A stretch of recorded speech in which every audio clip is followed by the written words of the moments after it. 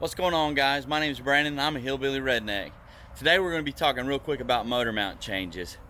I've seen a lot of stuff on YouTube about this, and some of it's a little misleading, so I'd like to give you a better basis, not necessarily show you how exactly I'm doing it while I'm doing it, because I've already done it. But I want to clarify some things because there's some really poor information out there. And I'd like to show you just how to do it a little bit easier, sitting in your front yard or your, whatever. So let's take a real quick look here. So this is not specifically for right-hand drive. This is for a left-hand drive too. So the difference is on a left-hand drive and a right-hand drive, besides the steering wheel, is the accessories. My AC compressor is down here on my right-hand drive, and my alternator is up here, and that's to allow for my steering. That's the only reason why the AC compressor was switched. So they use the same mounts as a left-hand drive, so this information is still valid to you guys.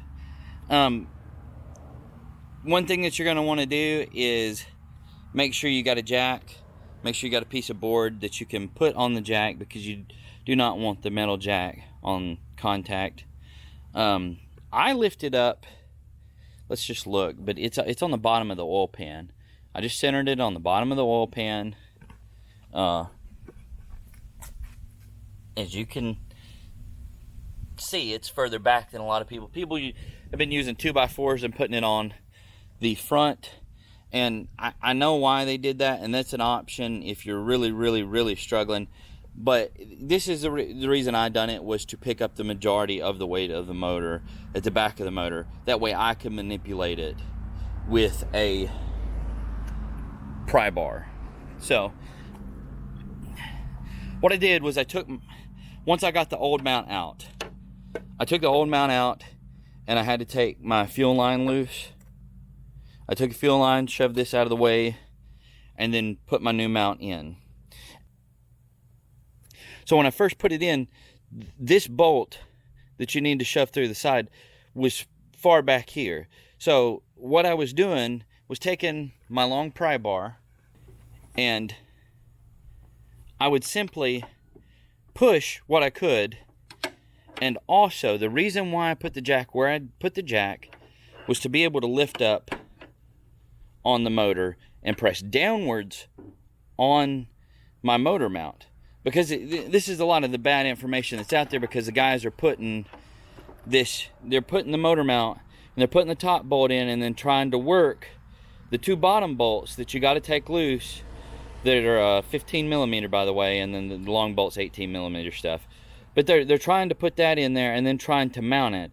You can't manipulate the motor near as well trying to get those two to line up in one hole, so that or in each of their respective places. So that's the reason I left the bolt completely out and put the motor mount on first, and use this pry bar, like I said, to pick up off of the side of my intake and to wiggle. And what would happen, it would set the motor mount down, and it would get closer.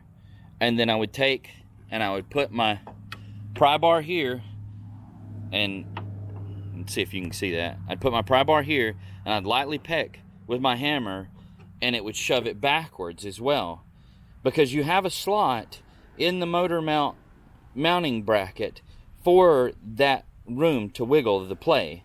So that's what I was doing. And then once it got real close, I took my cell phone and looked and shined through, and I could see that the bolt was real close. So I just took my bolt in, and I just worked it up and down, and that gave me enough. I hope this is basic enough and simple enough that you can understand it. But really, the biggest part of what you're going to be doing right here with this motor mount is patience.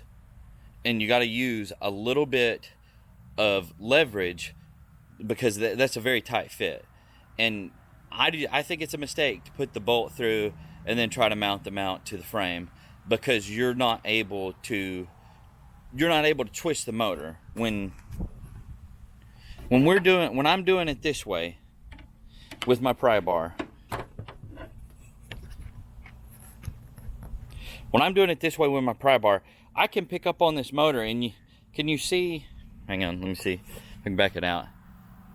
Can you see that slight bit of wiggle? That makes all the difference in the world. And like I said, just be patient. Just be patient, and when you're wiggling it, it's going to eventually line up, and you're going to be really close. I really think it's I really think it is a mistake to put the bolt through and then try to mount it. That's just not meant to be that way. So I hope you guys found this informative. It's just a quick video. I wanted to share my thoughts and opinions.